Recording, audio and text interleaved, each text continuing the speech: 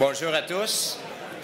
On va entreprendre la partie principale de ce repas. Donc, bonjour à tous. Je tiens à remercier le Cercle Finance Placement et l'Association des économistes de m'accorder ce privilège de nouveau cette année d'agir à titre de modérateur pour notre traditionnel colloque sur la conjoncture en compagnie de trois éminents économistes en chef de grandes institutions financières canadiennes qui sont basées ici à Montréal. Je vais avoir l'occasion de les introduire d'une façon plus formelle, un après l'autre, à tour de rôle. Cette année, vous l'avez sans doute remarqué, on a un changement sur notre panel parce que notre ami Carlos a décidé de prendre une couple d'années sabbatiques, qui semble bien, pour aller en politique. D'ailleurs, Carlos vous transmet ses salutations. Il aurait aimé être avec nous aujourd'hui, mais il est en consultation budgétaire. D'ailleurs, il y a un défi qui vous est même lancé là, au niveau de nos panélistes, que si vous êtes assez bon pour finir premier comme lui, bien, vous pourriez peut-être vous faire offrir une job pour les prochaines élections pour être ministre.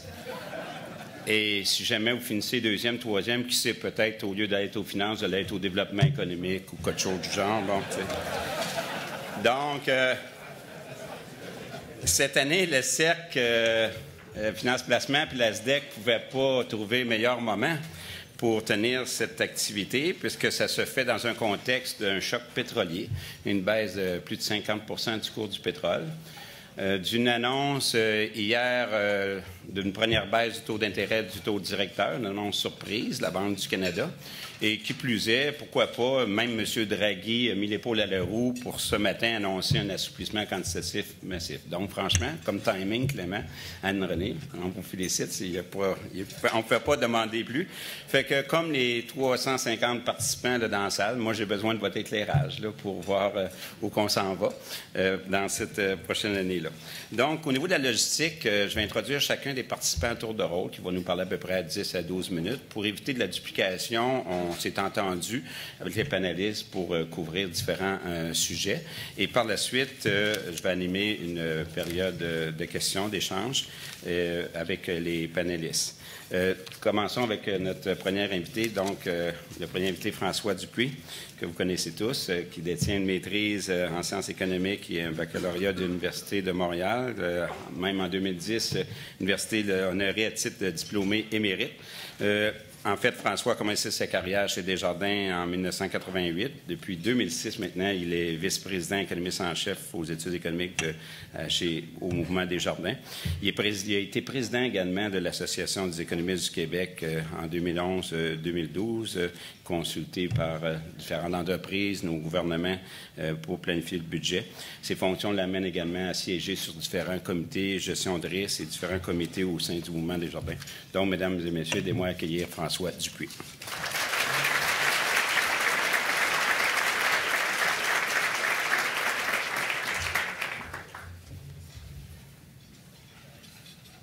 Alors, merci Clément. Bonjour tout le monde. Alors, on m'a confié la section Outre-mer et États-Unis. Je me considère chanceux parce que je vais laisser à Stéphane l'histoire du pétrole, puis à Marc l'histoire des baisses de taux. Alors, si on débute sur la première page. Alors, les principaux enjeux de l'économie internationale, c'est sûr qu'à court terme, cette chute-là des prix du pétrole aura des conséquences très inégales à travers le monde, dépendamment si les pays sont exportateurs de pétrole ou importateurs de pétrole, et ça viendra amplifier l'incertitude qu'on a depuis un certain temps.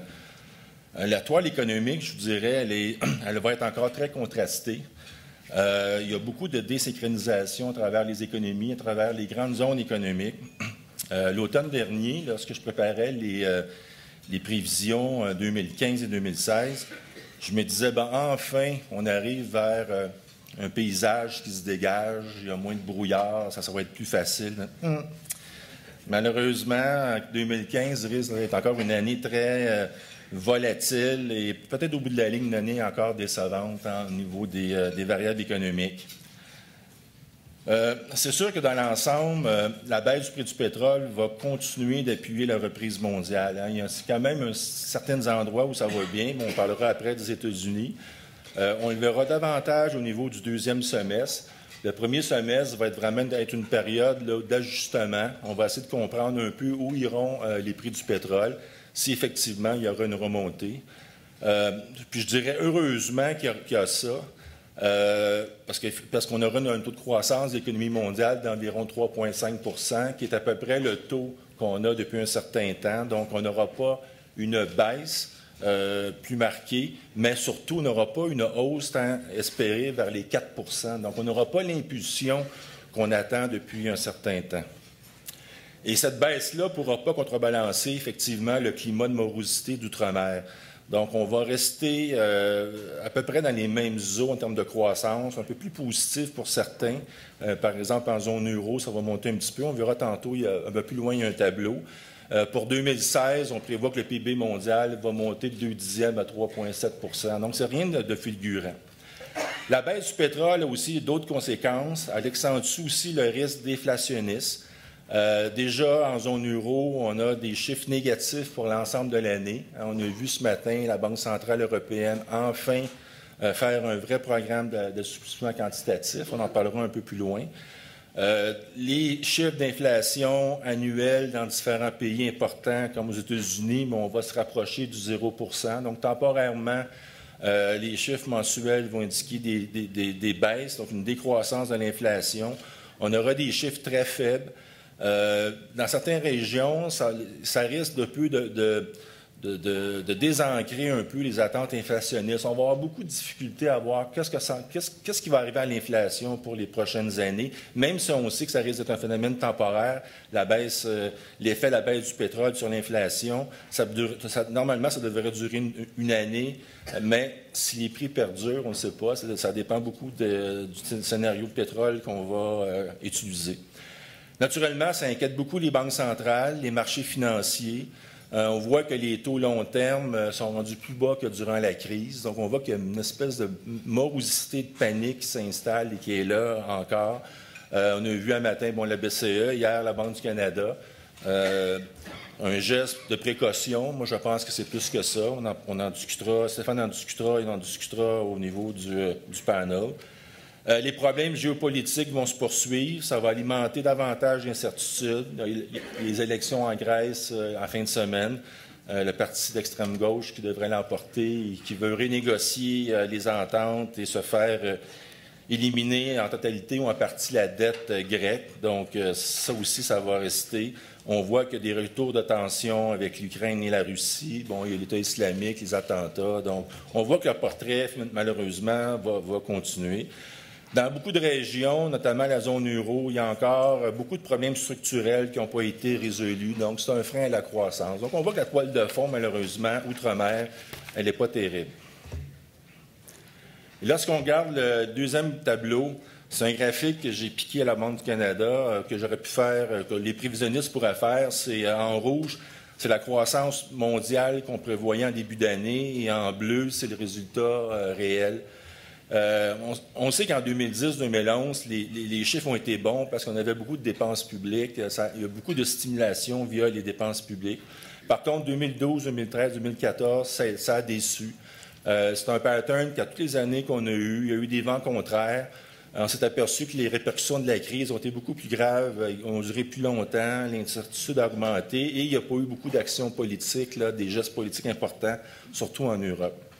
Les conséquences, c'est qu'on a eu un manque à gagner important en termes de PIB, en termes de richesse.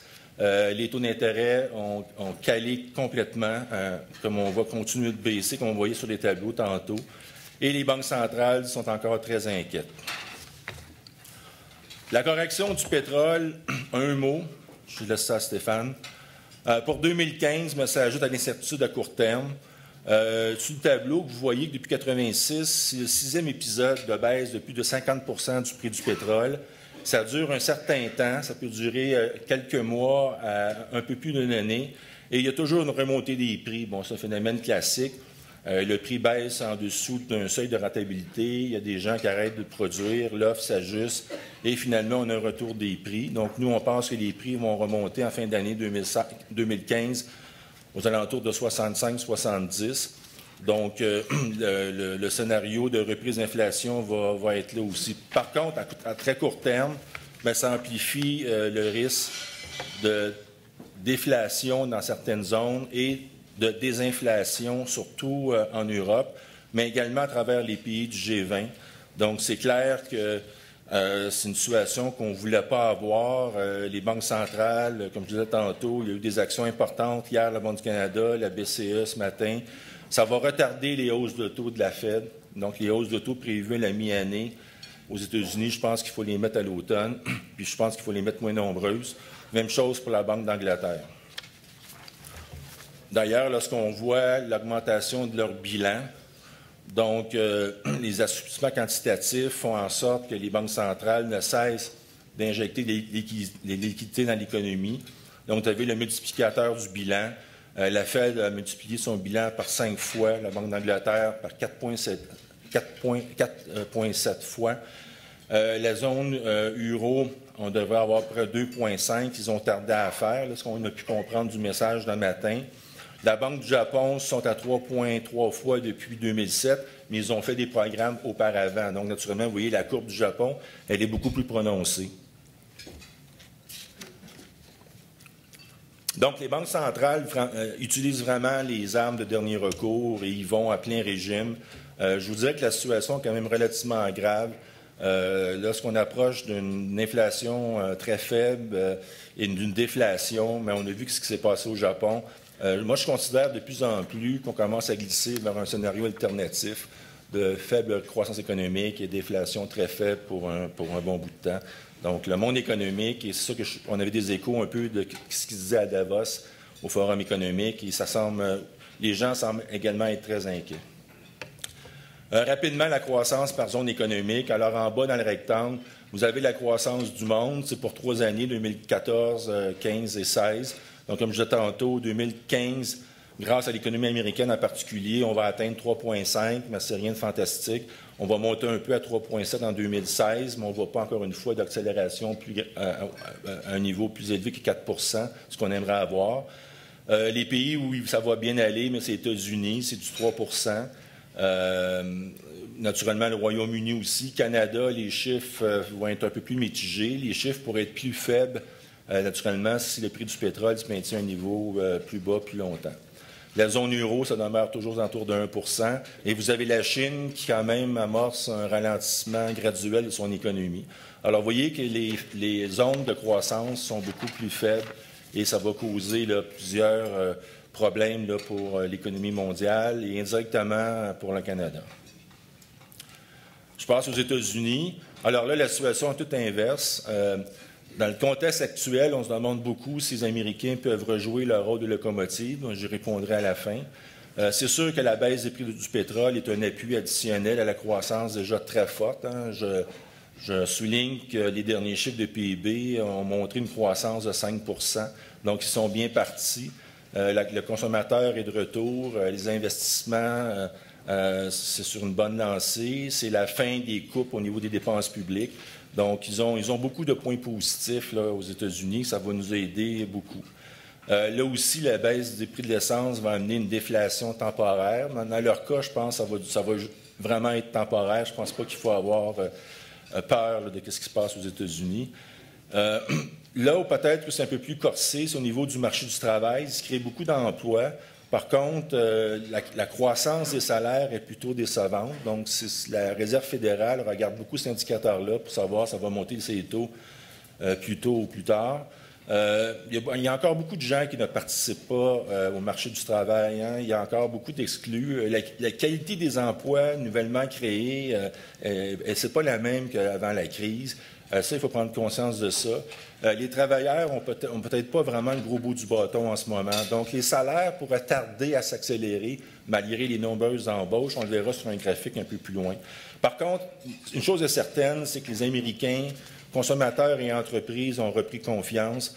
C'est peut-être le retour, ce qu'on appelle l'esprit animal de l'économiste Keynes, où les gens veulent prendre des risques. Et c'est ça qui alimente finalement le vrai fondamental d'une économie. Et comme je disais tantôt, les hausses de taux directeurs de la Fed vont débuter seulement à la fin d'année. Donc, ce ne sera pas au printemps ou à l'été, selon moi.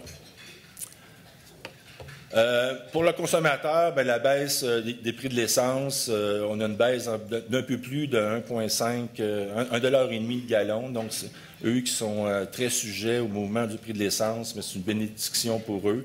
Ça va dégager au-delà de 100 milliards dans leur poche, à peu près 1 000 $ par ménage. Donc, naturellement, ça vient amplifier un peu là, les bonnes conditions qu'on a aux États-Unis. D'ailleurs, les Américains n'ont jamais été aussi confiants que depuis la capture de Saddam Hussein. Et donc, vous voyez sur le graphique, donc on se rapproche un peu des taux de confiance qu'on avait là, à la sortie de la bulle des technos. Donc, c'est quand même assez intéressant. Pour les indices des entreprises, donc les indices de confiance entrepreneur ISM, là aussi, les indices de nouvelles commandes sont très positifs. Donc, on s'attend à ce que l'investissement des entreprises réaugmente encore. Donc, ça aussi, c'est positif pour l'économie. La seule chose qui pourrait jouer un peu contre l'économie américaine, c'est la force de dollar américain. Bon, c'est un peu le corollaire, si on veut, d'une économie qui performe et qui est la meilleure au monde en ce moment. Par contre, vous savez, l'économie américaine n'est pas très ouverte, donc ce n'est pas un trop gros malaise pour eux. Et à l'inverse, ça permet des devises, des contreparties comme l'euro, le dollar canadien de baisser, et ça joue un rôle d'amortisseur dans nos économies. Donc, je pense que ce n'est pas une mauvaise chose pour la croissance du monde. Tantôt, je parlais des indices de prix. Donc, l'indice de référence, excluant aliments et énergie, va être relativement stable. Par contre, pendant plusieurs mois, l'IPC global va rentrer en territoire négatif. Et je pense que la Fed serait mal prise pour monter les taux au mois de juin, au moment où l'inflation globale est négative, même s'ils disent qu'ils font abstraction. Je pense que le contexte et ce fait-là fait en sorte que ce serait plus approprié d'avoir des hausses de taux à la fin de l'année. D'autant plus, comme je disais tantôt, que la progression des salaires est faible. Par contre, il y a des signes encourageants que les salaires pourraient monter dans quelques mois. Selon un indice des entreprises indépendantes, les intentions de hausse salariale sont à la hausse. Naturellement, il y a une forte corrélation entre les deux. Donc, je pense que les salaires vont se remettre à monter à la fin de l'été ou à l'automne et que ça va donner le feu vert à la Fed. La dernière chose que je voudrais vous montrer, mais c'est la déconnexion entre le PIB américain et les taux obligataires. Vous voyez qu'il y a une forte corrélation entre les deux. Et à partir de 2010, lorsqu'on a commencé à faire des programmes d'assouplissement quantitatif, donc lorsqu'on a commencé à injecter de l'argent à l'économie, naturellement, le but, c'est de faire baisser les taux obligataires. Ça l'a réussi. Mais vous voyez que les taux obligataires, pour toutes sortes de raisons, continuent de coller. C'est relié aux anticipations inflationnistes qui demeurent faibles, au retard de la Fed avant de monter les taux. Alors, ça va perdurer. Malgré tout, je pense que les taux obligataires américains pourraient peut-être remonter légèrement en 2015 pour aller toucher comme 2,5 % et peut-être vers les 3 % à la fin 2016. Je ne peux pas croire que les taux vont rester à des niveaux aussi faibles au cours des prochaines années. Pour moi, ça ne fait pas de sens d'avoir des taux aussi faibles. Donc, en résumé, l'année 2015, très volatile encore. Peut-être au bout de la ligne, on va dire, finalement, ça a été une année encore décevante. Je reprends souvent l'expression que j'utilisais il y a quelques années, qu'en sortie de crise, je disais que la prochaine décennie va être une décennie de rééquilibrage. 2008-2018, il nous reste encore 3 ans à rééquilibrer les choses. Merci.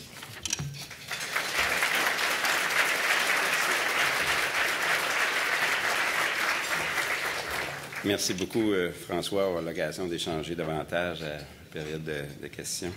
Donc, notre second conférencier est un ami et un ex-collègue détenteur d'un baccalauréat et d'une maîtrise de l'Université de Montréal. Avant de joindre la Banque nationale, il a travaillé également au ministère des Finances à Ottawa. Il a joint l'équipe de la Banque nationale en 1999. J'ai eu le privilège de travailler avec Stéphane pendant pratiquement 10 ans. Donc, en 2008, lorsque j'ai décidé de rejoindre mon ami Chris Reagan au ministère des Finances et Flaherty, Stéphane s'est fait offrir les fonctions d'économiste en chef, vice-président de la Banque nationale. Sous son mandat, la Banque nationale a rayonné beaucoup et il continue à rayonner. L'expertise économique de son équipe est reconnue par le magazine Bloomberg. En 2011, l'équipe dirigée par Stéphane s'est classée parmi les meilleurs prévisionnistes au Canada. En 2012, son équipe s'est même classée au premier rang mondial sur les prévisions sur le dollar canadien. Donc, on a très hâte de t'entendre, Stéphane. À toi. Aidez-moi à accueillir Stéphane Marion.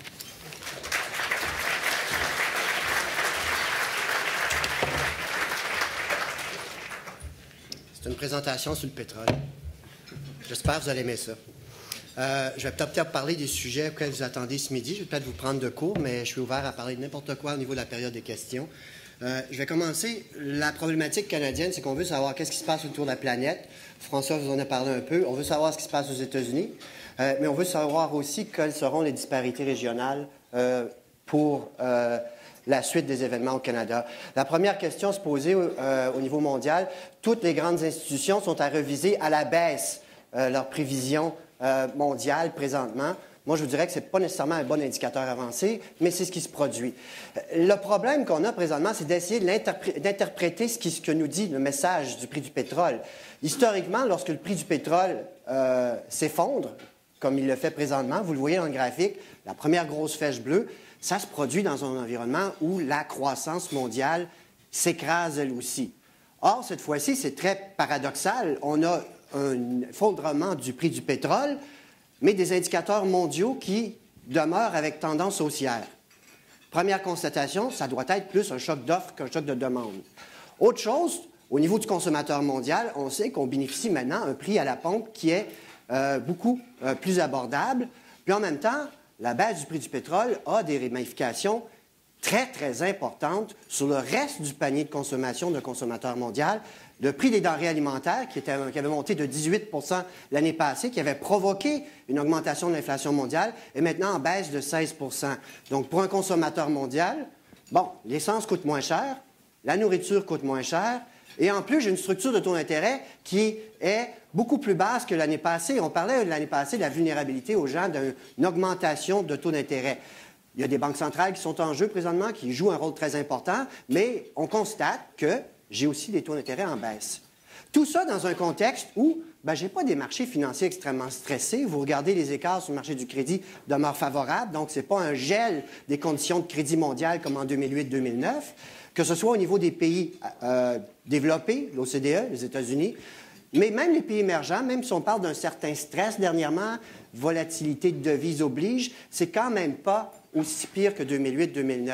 Donc, je résume pour mon économie mondiale. Essence moins chère, nourriture moins chère, taux d'intérêt plus bas, marché du crédit qui fonctionne. Je pense que c'est une toile de fond qui demeure favorable pour 2015, à moins qu'il y ait des ramifications, contagion de marché du crédit, auxquelles on ne pense pas présentement. Donc, la toile de fond, de penser que l'économie mondiale peut tenir le coup, c'est très important pour le Canada. Donc, mission, je pense, importante, là, présentement. Le message est important de dire que ça va bien, surtout dans un contexte. Quand je vous dis le consommateur mondial, là, prenez une vision élargie de ce qui se passe au niveau mondial, pas juste les pays de l'OCDE où l'emploi n'est pas revenu à son niveau dans la récession, prenez-le mondial. Il y a 200 millions de travailleurs de plus maintenant qu'en 2008-2009. Je peux vous assurer qu'ils sont tous contents de ce qui se passe au niveau de l'essence, la nourriture et des taux d'intérêt présentement. C'est ça qui supporte la croissance en 2015. Canada, la question de l'heure, c'est ça passe ou ça casse.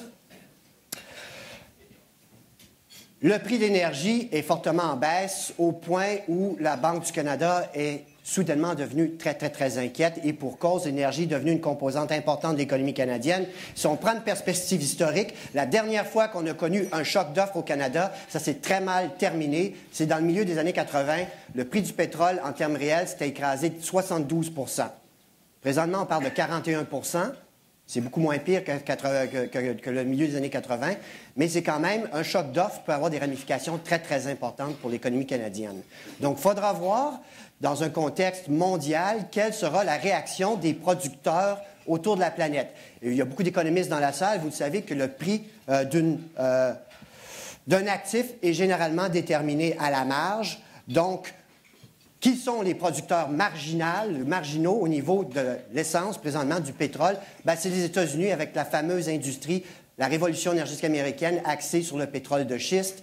Et vous remarquez, dernièrement, avec la baisse des cours pétroliers, bien, il semblerait qu'on est peut-être maintenant en train d'impacter la capacité de l'économie américaine de continuer à produire à la même vitesse qu'on voit depuis, en fait, les 2 dernières années, surtout les 24 derniers mois.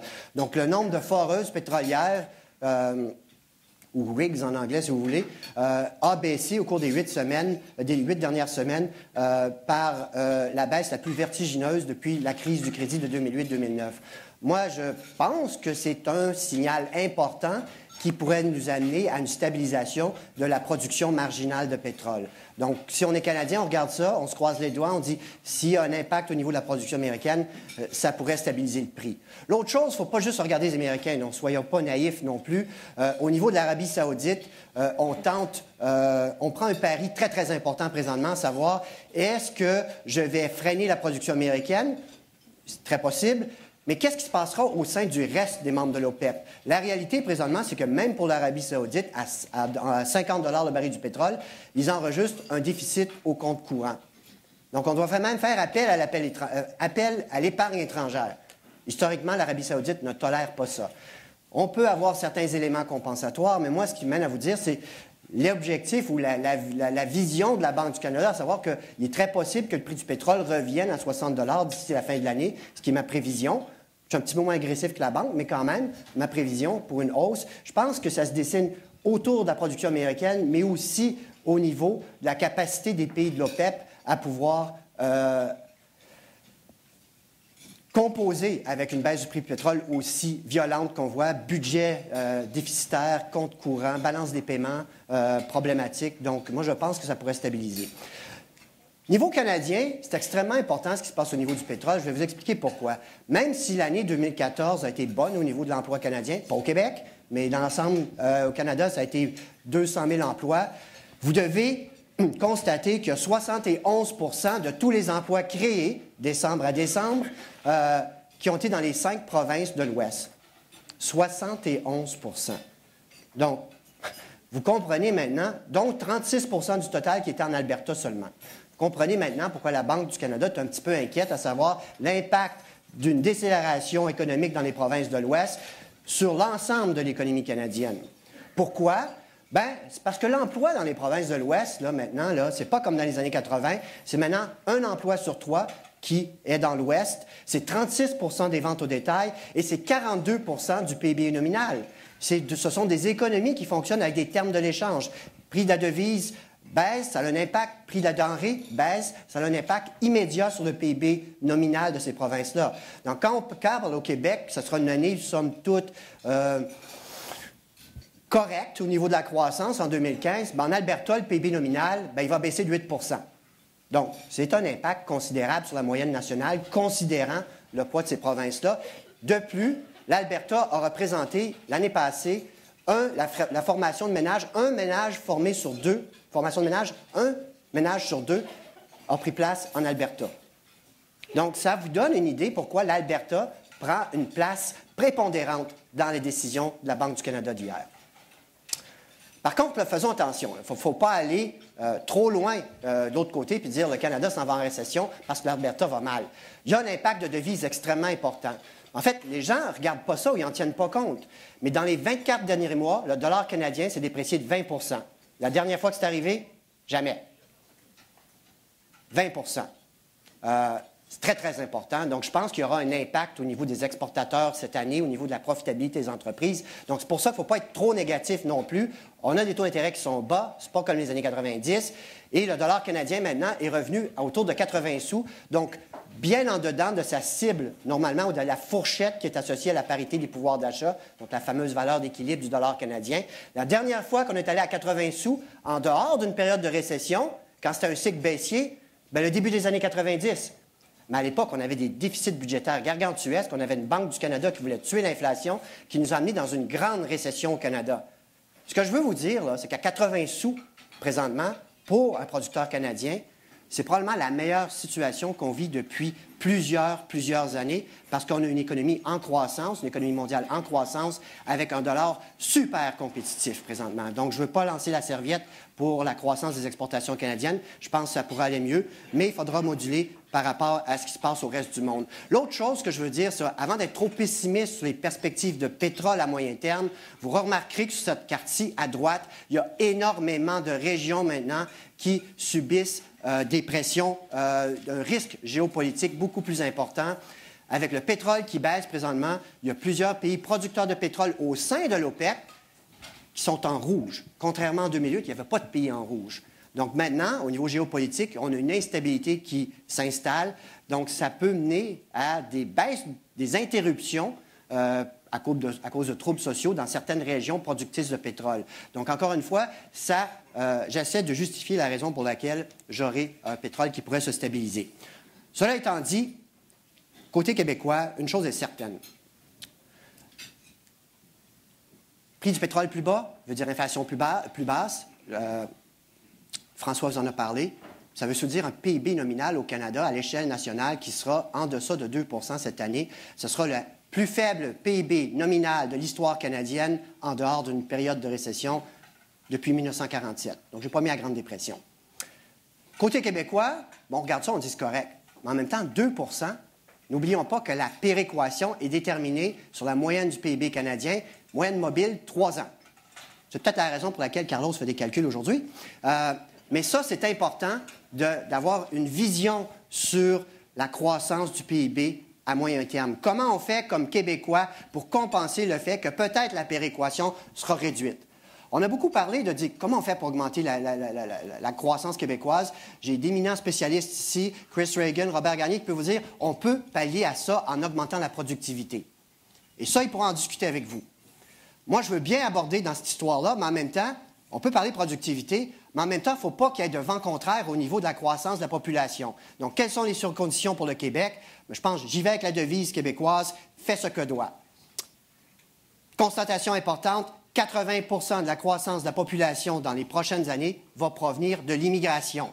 Si on veut que notre poids démographique demeure constant au Canada ou augmente, on ne peut pas ignorer ce qui se passe au niveau de l'immigration. L'immigration, c'est une politique cruciale pour éviter qu'il y ait une baisse du potentiel économique au Québec. On peut parler de productivité, mais la population, c'est très, très, très important dans ce contexte-là. Bon, sans immigration, déjà, on sait qu'il n'y aurait pas de formation de ménage. 2 minutes, 3 minutes, on peut faire ça. Il n'y aurait pas de formation de ménage au Québec s'il n'y avait pas d'immigration. C'est très, très, très important. La croissance des 20 à 44 ans provient à 100 % de l'immigration. Bonne nouvelle, au Québec, il y a de plus en plus de gens qui viennent au Québec, vous l'avez vu dans la CETAD précédente, et qui plus est, nous pouvons nous targuer d'avoir parmi les immigrants les plus éduqués au Canada. Remarquez, Montréal versus Toronto et Vancouver, on a 60 % d'immigrants qui ont un diplôme universitaire. Il n'y a pas une province qui est aussi éduquée au niveau des nouveaux immigrants.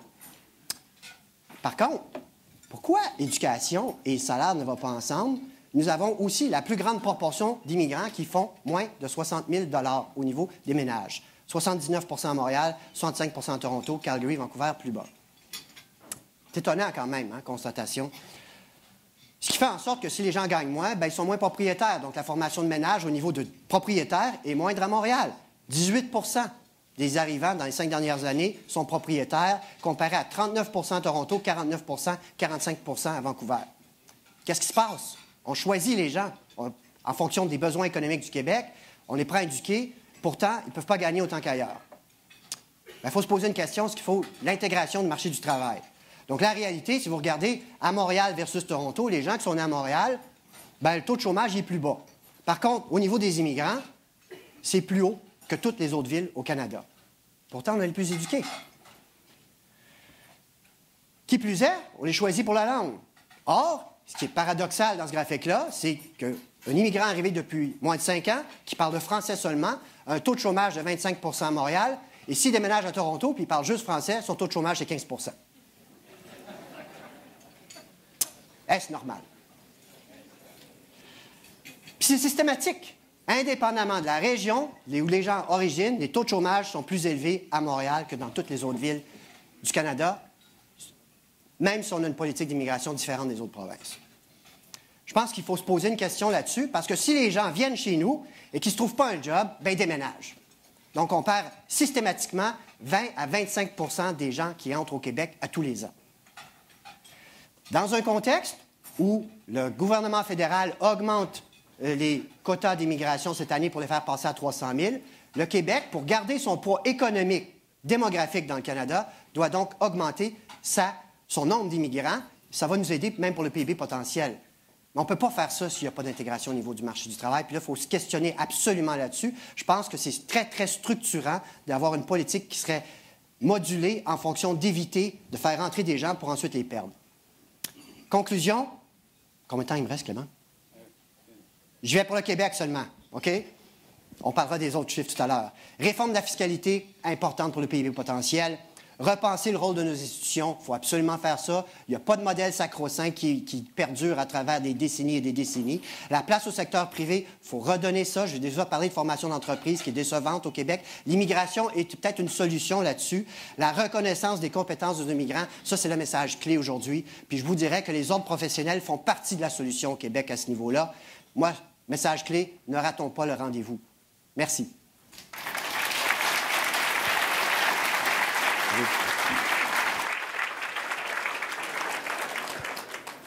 Merci beaucoup, Stéphane. Je pense que le message est assez clair à la fin, que tous les agents sont interpellés, y compris nos corporations professionnelles, pour éviter de faire preuve de trop protectionnisme. Donc, le troisième et dernier conférencier, et non le moindre, je connais bien Marc depuis des années, qui est titulaire d'une maîtrise en sciences économiques à l'Université de Montréal, qui détient un doctorat également de l'Université de Chicago. Avant de rentrer chez PSP, Marc était stratège économiste principal à la Toronto Dominion. Il a accumulé plusieurs années d'expérience. Plus récemment, maintenant vice-président économie et stratège de marché, économiste en chef, et comme dirait Clément Roberge, PSP, ça veut dire, en français, l'Office d'investissement des régimes de pension et du secteur public du Canada. Donc, Marc est chargé de suivre les tendances et de formuler recommandations, impliqué évidemment au niveau d'allocation de portefeuille, qui est impliqué dans la gestion de la vraie argent, comme on dit. Donc, aidez-moi à accueillir notre ami Marc Lévesque.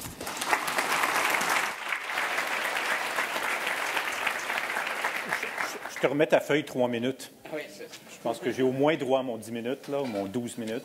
Je pense qu'on vient de voir ça va être qui le prochain qui va aller en politique ici.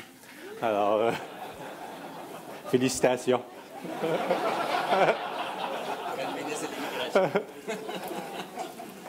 OK, alors moi, mon rôle ici, c'est de parler des marchés financiers. Enfin, c'est Clément qui m'a demandé de faire ça. Et évidemment, je ne peux pas tout couvrir. Alors, il y a essentiellement 2 sujets que je veux aborder. Si on regarde au début de l'année dernière, et je pense que ça s'est traduit par les résultats qu'on a vus au début de l'après-midi, au début du lunch, s'il y a une chose que les gens avaient mal prédit au cours de l'année dernière, c'était ceci. C'était les taux obligataires. Et pas à peu près. Il n'y avait en fait pas une seule personne, comme vous l'avez vu dans l'auditoire, qui avait prédit ça. Je pourrais vous dire qu'il y a un économiste que je connais qui a prédit des taux aussi bas à la fin de 2014. Alors, c'est quoi qui se passe exactement? Il y a une série de choses, puis je vais passer là-dedans, mais l'essentiel là-dedans, c'est que je crois qu'il y a plus que juste des problèmes cycliques. Ce n'est pas juste la faiblesse de l'économie américaine qu'on a vue au cours d'une partie de l'année 2014. Ce n'est pas juste la faiblesse qu'on voit en Europe. Ce n'est pas la faiblesse qu'on voit dans certains marchés émergents. Évidemment, ça vient jouer. Ce n'est pas juste la baisse des prix du pétrole. Ce n'est pas seulement les anticipations inflationnistes qui sont à la baisse, c'est des taux réels aussi.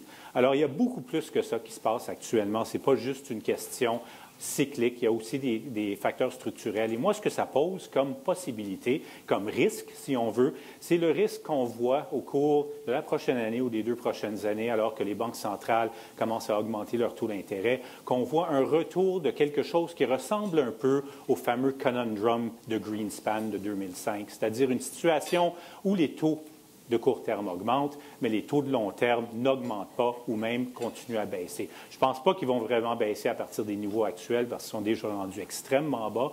Si on regarde les taux allemands, par exemple, les taux allemands, le taux de 10 ans est rendu en bas de 0,5 % et tous les taux allemands jusqu'aux 5 ans sont carrément en territoire négatif.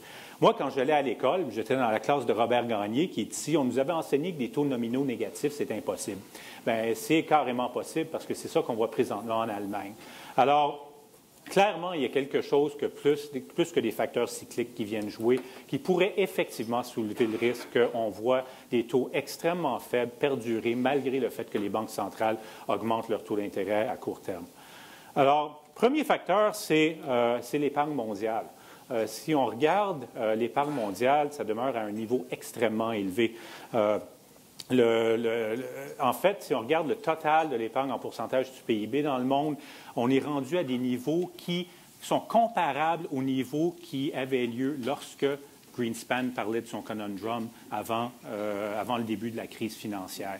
Et qui plus est, comme dirait mon ami Stéphane, si on regarde les prévisions du FMI, bien le FMI s'attend à ce que la tendance continue, que l'épargne mondiale continue à augmenter en pourcentage de l'économie. C'est quoi qui se passe? Bien, cette fois-ci, contrairement à ce qu'on a vu avant la crise, ce n'est pas les marchés émergents. Ce qui se produisait pendant l'époque de Greenspan, c'était surtout en fait que la Chine avait une monnaie qui était très sous-évaluée, accumulait des réserves phénoménales en devises étrangères, recyclait ces réserves-là en bons du Trésor américain et par conséquent, ça poussait les taux à la baisse. Présentement, ce que prévoit le FMI notamment, c'est que les taux vont demeurer, l'épargne mondiale va demeurer l'épargne dans les pays émergents va demeurer relativement stable. Ce qui se passe maintenant, c'est l'épargne dans les pays développés qui est en train d'augmenter, qui va probablement continuer à augmenter. Alors, c'est quoi qui est derrière ça? Bien, c'est un peu la question du désendettement qu'on a vu, une demande de crédit qui est très faible, une offre d'épargne qui est très élevée, mais essentiellement, ce qui se produit, c'est que l'épargne brute au niveau mondial en pourcentage du PIB va probablement continuer à augmenter au cours des années à venir. En même temps que ça se produit, et malgré le fait que l'économie reprend au niveau mondial et notamment aux États-Unis, le niveau de l'investissement mondial demeure extrêmement faible. Alors, on a une situation où l'offre de fonds, en termes d'épargne, est très élevée, où la demande de fonds dans les pays développés, notamment, est très, très faible. Donc, il y a une espèce de déséquilibre structurel qui fait en sorte qu'il est tout à fait normal que dans ce contexte-là, qu'on assiste à des taux de long terme qui sont très, très faibles. Pendant ce temps-là, le désendettement continue. Le processus de désendettement dont on parle depuis le début de la crise est très avancé, ça c'est clair. Mais par contre, il a beau être avancé, il n'est pas terminé. Un phénomène comme ça, un désendettement de la sorte, ça ne dure pas 1 an, 2 ans, 5 ans. En fait, au début de la crise, j'avais fait un petit exercice pour voir, basé sur des expériences passées, combien de temps que ça prendrait avant de revenir à une situation qui est plus ou moins normale. Et ce à quoi j'étais arrivé, c'était entre 8 et 10 ans. Alors, ce processus-là n'est pas terminé. On va continuer à voir l'endettement des ménages diminuer. On va continuer à voir la situation budgétaire des gouvernements s'améliorer parce que ça, c'est un autre facteur. Un peu partout dans le monde, on voit les déficits gouvernementaux diminuer. Il y a des ajustements importants à faire de ce côté-là. Et ça aussi, ça vient jouer au niveau des taux d'intérêt de long terme. Alors ça, c'est un facteur structurel qui est important, qui fait en sorte que quand on dit que les taux vont se normaliser, moi, je ne sais pas ce que ça veut dire exactement, parce qu'il n'y a plus de situation normale qui est comparable à ce qu'on connaissait avant la crise. Et je pense qu'on va être dans un environnement où les taux de relativement long terme vont être bas comparés à ce qu'on a connu historiquement, même dans un environnement où les banques centrales vont être en train d'augmenter leur taux d'intérêt. Deuxième facteur qui est extrêmement important aussi, et François a touché là-dessus, Stéphane en a parlé, c'est l'inflation. Évidemment, les baisses du prix du pétrole ont eu un impact extrêmement important sur l'inflation telle que mesurée, qui comprend évidemment l'énergie et l'alimentation et d'autres facteurs volatiles. Mais même si on regarde l'inflation de base, ce qu'on appelle le core, qui exclut les aliments et l'énergie, dans le cas des États-Unis, les 8 éléments les plus volatiles au Canada. Même là, la tendance n'a pas été à la hausse. En fait, la tendance a été légèrement à la baisse au cours de l'année. Et l'inflation de base se situe à un niveau qui est quand même assez faible. un peu partout dans le monde. La situation en Europe, à mon avis, est alarmante. C'est extrêmement sérieux. Je pense que la Banque centrale européenne a sérieusement sous-estimé, un, la faiblesse de l'économie européenne, deux, les risques de déflation. Il est vrai que présentement, l'inflation en Europe est en territoire négatif. Ce n'est pas ça qui m'inquiète. Ce qui m'inquiète, c'est la possibilité qu'il y ait une espèce de spirale déflationniste qui s'engendre parce que l'effet de la baisse des prix du pétrole pourrait aller se traduire par une baisse des anticipations inflationnistes et là avoir un impact sur non seulement les biens qui sont intensifs en énergie, mais à peu près tout le panier de biens et qu'on voit apparaître une véritable spirale déflationniste en Europe. Je pense que ce risque-là est très, très réel. Je pense qu'à date, la Banque centrale européenne, avant ce matin, l'avait sérieusement sous-estimé. Je pense que ce qu'on a vu la BCE faire ce matin, ce qui semble être extrêmement agressif, d'après ce que j'en ai vu, est bienvenu. Par contre, c'est quelque chose qu'ils auraient dû faire il y a au moins 2 ans, qu'ils n'ont pas fait. Alors, la situation en Europe, je pense, sur ce plan-là, demeure très inquiétante. N'empêche, au niveau mondial, ça ne change pas le fait que les pressions ne seront pas significativement à la hausse sur l'inflation. Si on regarde les écarts de production au niveau mondial, dans les pays développés, la capacité excédentaire est très significative. Aux États-Unis, il y a quand même un écart de production qui demeure. En Europe, l'écart de production se creuse. La croissance est trop faible, en fait, pour même commencer à faire diminuer cet écart-là. Et même si on regarde les pays émergents, on a vu se creuser un écart de production à cause de la récession dans certains pays, comme le Brésil, par exemple, ou une croissance qui est en dessous du potentiel dans plusieurs autres pays qu'on voit dans les marchés, dans les marchés émergents. Donc, il y a quand même un écart de production qui est très significatif au niveau mondial et un écart de production de cette taille-là, généralement, se traduit par des pressions inflationnistes qui demeurent extrêmement bien contenues, une inflation qui demeure très, très modeste. Numéro 3, la politique monétaire va demeurer extrêmement accommodante. Oui, il est vrai que la Réserve fédérale américaine va probablement augmenter ses taux cette année. Je suis d'accord avec François là-dessus. Ça va probablement être à l'été ou à l'automne. Par contre, la Banque centrale américaine, la Fed, est probablement la seule banque centrale parmi les pays développés. Peut-être le Royaume-Uni, et là, c'est pas sûr, mais va probablement être la seule banque centrale parmi les pays développés qui va augmenter les taux d'intérêt. Et en plus, il y a plusieurs banques centrales qui vont continuer à poursuivre des mesures non conventionnelles d'assouplissement monétaire, comme par exemple la Banque centrale européenne, on le sait depuis ce matin, la Banque du Japon aussi. Et la Banque du Canada, quant à elle, vient de baisser ses taux. Il y a un risque sérieux d'une autre baisse de taux au mois de mars. Donc, la politique monétaire, selon à peu près n'importe quelle mesure qu'on veut employer, demeure très, très accommodante. Et ça, ce n'est pas un ingrédient qui, généralement, tend à pousser les taux d'intérêt de long terme à la hausse non plus. Donc, ça, c'est pour les taux. Je pense qu'au niveau mondial, oui, les taux vont augmenter. Les niveaux actuels sont extrêmement faibles. Mais comparé à ce à quoi on s'attendait au début de 2014, quand la plupart des gens voyaient les taux de long terme augmenter à 3 % ou plus, ce n'est pas ça qui va se produire. Je pense que les taux vont demeurer à des niveaux extrêmement faibles, en dessous de 2 % pour l'Europe, très, très clairement, en dessous de 1 % en fait pour l'Europe. Mais même pour le Canada et les États-Unis, je pense qu'on va avoir des taux qui vont tourner autour du niveau de 2 % pour la majeure partie de l'année. Alors, c'est une bonne nouvelle pour les gens qui ont des hypothèques, qui veulent refinancer, mais c'est aussi témoin d'un processus d'ajustement qui est long, qui est ardu et qui va continuer pendant un certain temps. Par contre, pour le marché boursier, c'est exactement ce qu'on a vu, c'est des gains qui ont continué. Je pense que les gens pouvaient être un petit peu sceptiques au début de l'année dernière, à savoir si la bourse allait continuer à faire des gains importants.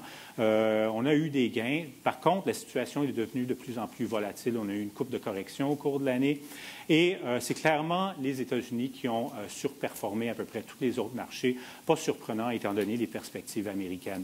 La question maintenant se pose à savoir, est-ce que la bourse va continuer à afficher des gains au cours de 2015? À mon avis, oui. Pourquoi? Bien, raison numéro 1, c'est où est-ce que les gens vont aller mettre leur argent. Grosso modo, à peu près la seule classe d'actifs qui promet potentiellement de générer des rendements minimalement raisonnables, c'est le marché boursier. C'est certainement pas en investissant dans les obligations et même le crédit corporatif ne génère pas des rendements ou n'accorde pas des rendements particulièrement élevés. Ça, c'est le facteur numéro 1. Facteur numéro 2, c'est parce que la croissance économique va évidemment continuer. Même si on parle de l'Europe, on parle d'une croissance peut-être très modeste, mais une croissance quand même. Une accélération de l'économie américaine est évidemment positive pour le marché boursier. Les marges bénéficiaires demeurent extrêmement élevées. Il est peu probable qu'on ait des grosses pressions du côté des coûts unitaires de la main-d'œuvre pour comprimer significativement ces marges-là, même s'ils ont probablement atteint un sommet. Donc, les ingrédients sont là pour que le marché boursier continue à faire des gains. Mais la situation va probablement devenir de plus en plus volatile et je pense que ces gains-là vont demeurer relativement modestes parce que le marché, ou la plupart des marchés qui sont attrayants présentement sur le plan du risque, sont aussi passablement chers. Maintenant, il y a un argument qu'on nous sert souvent et c'est que les marges bénéficiaires sont maintenant à des sommets historiques. Ces marges-là vont finir par diminuer. Si les marges bénéficiaires diminuent, bien, ça va limiter sérieusement la capacité du marché boursier d'afficher des gains au cours de l'année à venir. Bien, il y a un fait historique qui est très clair en regardant ça, c'est que les marges bénéficiaires qui diminuent à partir du moment où il atteint un sommet, un sommet cyclique, ce n'est pas un environnement qui généralement génère ou engendre une baisse des marchés boursiers. Nous autres, on a regardé à peu près tous les épisodes au cours des 50 dernières années. On a vu les marges atteindre un sommet et commencer à diminuer. Et dans l'année qui a suivi, on a vu effectivement les marchés boursiers continuer à gagner du terrain. Et même dans les 2 années, dans les 2 années suivantes, ça a continué dans la plupart des cas. Donc, ce que ça peut faire, c'est évidemment, ça va avoir pour effet de comprimer les profits un peu. On n'aura pas une croissance des profits qui est aussi faible que ce qu'on a pu voir au cours des 2 dernières années. Mais par contre, les ingrédients risquent quand même d'être là pour alimenter une hausse des marchés boursiers. Maintenant, quel marché risque de surperformer ou de sous-performer? Et je pense que c'est là que le call devient un petit peu difficile. Ce que vous avez sur le graphique ici, c'est les ratios PE. C'est ce qu'on appelle les forward PE, donc c'est basé sur les projections de earnings ou de profit pour l'année à venir.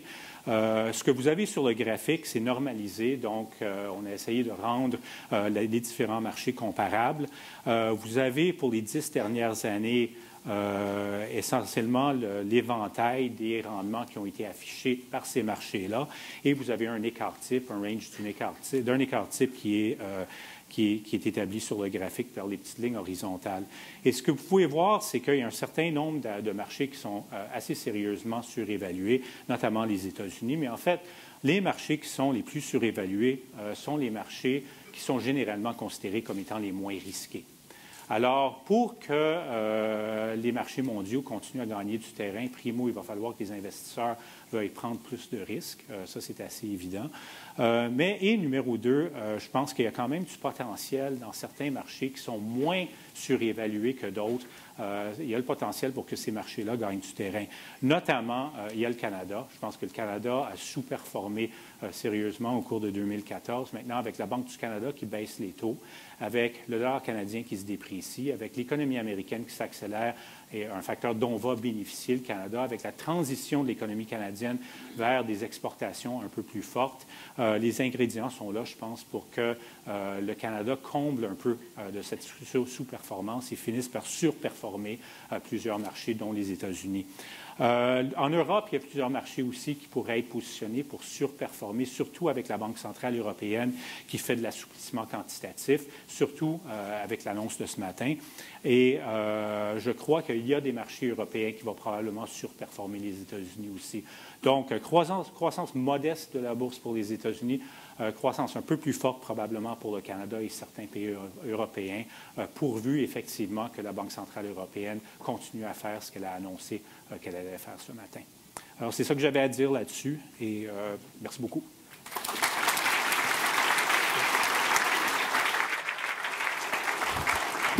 Merci beaucoup, Marc. Écoutez, j'ai pas voulu interrompre nos conférenciers parce que je trouvais ça très intéressant. Par contre, la conséquence, c'est qu'on va réduire de 20 minutes à 10 minutes l'échange avec les panélistes pour respecter notre horaire pour finir à -5. Je vais y aller directement avec Stéphane Marion. Stéphane, surpris par l'annonce de la Banque du Canada? Moi, j'ai lu le rapport hier qu'ils ont donné. Quand tu lisais ça, ça ne donnait pas vraiment l'impression qu'ils étaient pour baisser les taux. Donc, surpris. Puis, est-ce que les banques vont baisser le taux préférentiel? C'est délicat pour moi de répondre à cette question-là, Clément, parce que moi, j'ai été surpris, mais ma trésorerie n'a pas été surprise. Ça veut dire qu'ils ne m'ont pas écouté.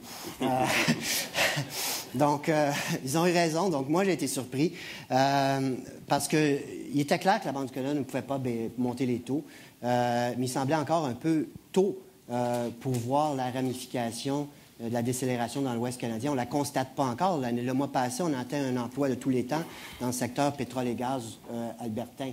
Donc, moi, je pensais que c'est peut-être quelque chose qui pouvait avoir une probabilité, peut-être 30 %, mais j'étais surpris, effectivement, qu'on baisse aussi rapidement qu'hier. Puis, je dois constater que c'est peut-être pas une mauvaise décision dans un contexte de volatilité extrême au niveau des politiques de banque centrale. OK. Du côté, peut-être que j'irais du côté de François.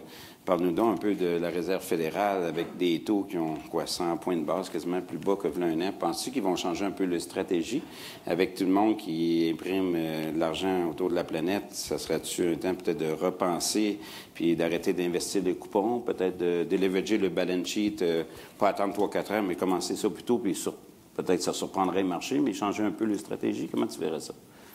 Moi, je pense que le plan de match a été annoncé fin du troisième programme qui s'est terminé effectivement l'automne dernier.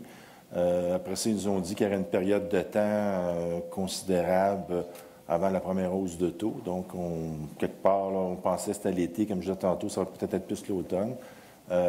Donc, je pense que les taux vont rester faibles. Je ne pense pas qu'ils vont faire d'autres gestes comme ça. Le secteur immobilier américain dans l'habitation se relève, mais il y a beaucoup d'hésitation. Donc, des taux bas vont peut-être le stimuler. Je pense qu'ils vont prendre ça comme c'est là, on va le prendre. Peut-être en 2016 ou en 2017, là, il pourrait y avoir un changement de stratégie si les choses se replacent. Et malgré tout ça, on est dans l'inédit, là. On n'a jamais fait ces programmes-là. Alors, les programmes de sortie du changement, c'est encore plus difficile, je pense, à répondre. Marc, du côté de la Réserve fédérale aux États-Unis, puis tu vois-tu au niveau des taux d'intérêt, là, la courbe s'accentuer? Comment tu vois ça? Non, je pense que la courbe va s'aplatir aux États-Unis. Je pense que le mouvement des taux longs va être beaucoup moins important, comme je l'ai indiqué, que le mouvement des taux courts. Ceci étant dit, moi, je n'entrevois pas il va y avoir des hausses de la part de la Réserve fédérale américaine, ça c'est sûr. Je pense que c'est ce qui signale. Ils ne se laisseront pas trop ébranler, je pense, par la baisse des prix du pétrole et l'effet sur l'inflation. Ce qui va compter pour la Fed, c'est si oui ou non la baisse des prix du pétrole se transmet par une augmentation de l'inflation de base. Okay? Et même là, l'inflation, je pense, est un peu trop faible pour les préférences de la Fed actuellement. Il ne faut pas oublier que la Fed ne regarde pas l'IPC. Hein? Elle regarde le dégonfleur de la consommation. Et le dégonfleur de la consommation, le taux d'inflation présentement est à 1,5 % si ma mémoire est bonne. Donc, c'est en dessous de ce que la Fed aimerait voir.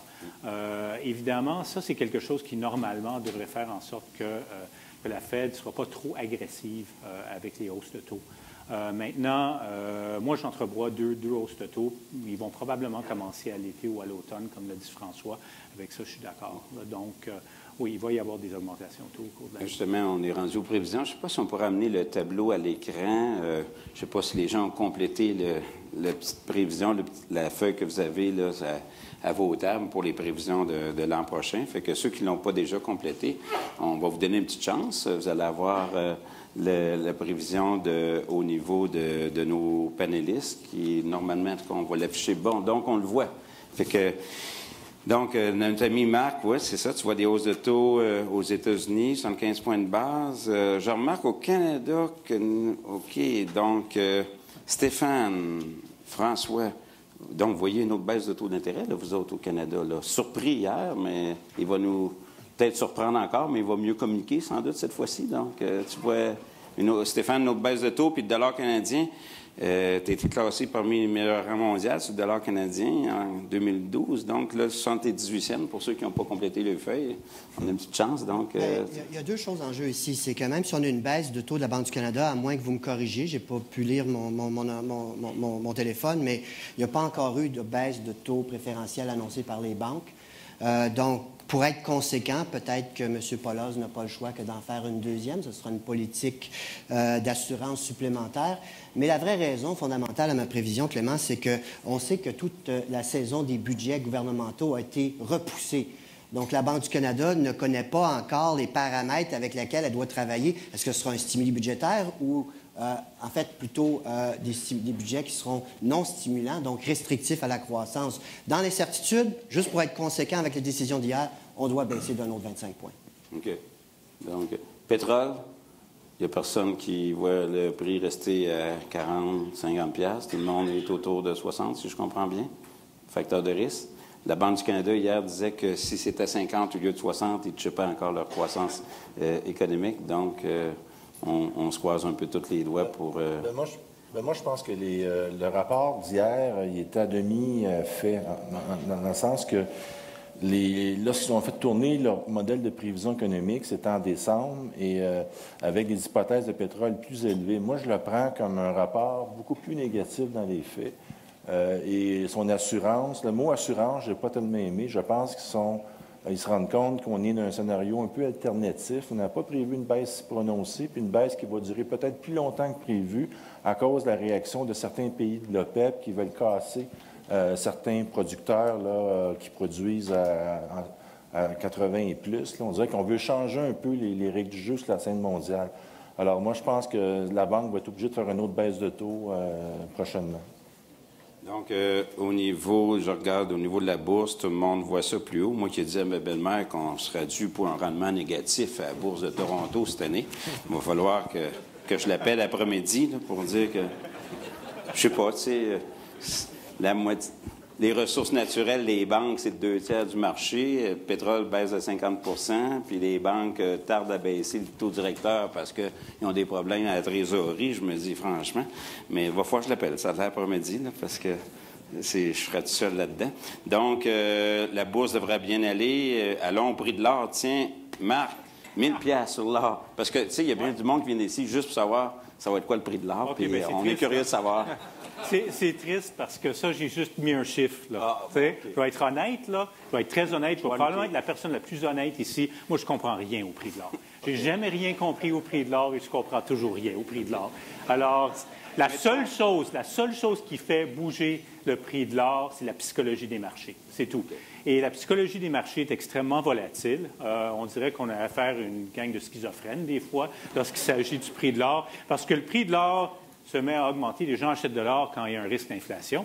Ils achètent de l'or quand il y a un risque de déflation. Ils achètent de l'or quand il y a le calme politique. Ils achètent de l'or quand la politique est volatile et qu'il y a des risques géopolitiques immenses.